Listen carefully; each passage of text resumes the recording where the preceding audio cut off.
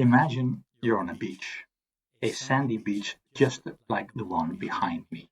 And imagine further that you're looking for this single individual grain of sand on this huge beach, this singular grain of sand that has particular properties. So at first sight, that may well look like a hopeless task. My name is Frits Spieksma. I'm a professor in combinatorial optimization in Eindhoven University. So the beach, that is our solution space.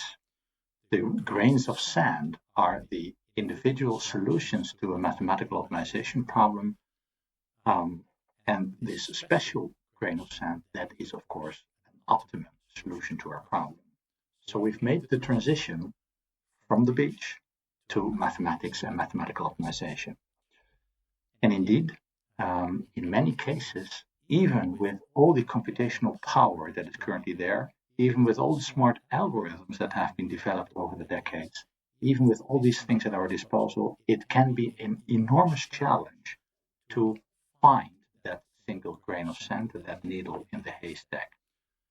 On the other hand, it is an exciting journey to search for such a optimum solution, to develop all kinds of insights and analytical tricks to finally find an optimum or a very good solution that can be a very rewarding experience.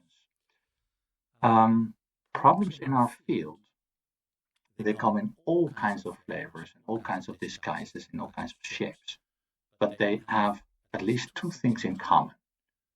Some solutions are better than others.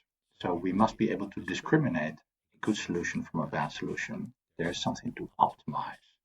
And the other property is the set of feasible solutions is a discrete set. Here's one, and there's one, and there's one. It's not a continuous set. So these two properties are the defining characteristics, if I may phrase it like that, of combinatorial optimization. There are many problems in combinatorial optimization, but the two most famous ones are the assignment problem and the traveling salesperson problem. From my personal perspective, I simply like any combinatorial optimization problem, as long as it is sort of easy to state. All right, you may be wondering, okay, is all this relevant? Do we need this something for, or is this highbrow mathematics? The answer is yes, it is very, very relevant indeed. If you use your navigation app to go from A to B, then you are using solutions to the shortest path problem, which is a combinatorial optimization problem.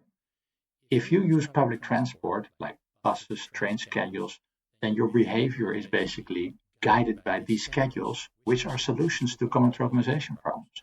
If you go to high school and you look at your classes, which hour of the day you have this particular course, or if you go to university, or if you go to sport matches or concerts, all these events, they are scheduled, and in some cases, opponents are scheduled or teachers are scheduled using combinatorial optimization techniques. So yes, that is very relevant indeed, and your actually daily behavior, unless you live under a rock, is guided by combinatorial optimization and their solutions.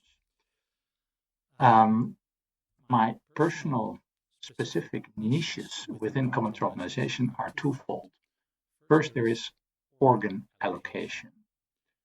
So indeed, imagine that there is a donor who dies, and then their organs, like a kidney or a heart or liver, these organs become available for people, for patients who are in need of such organs.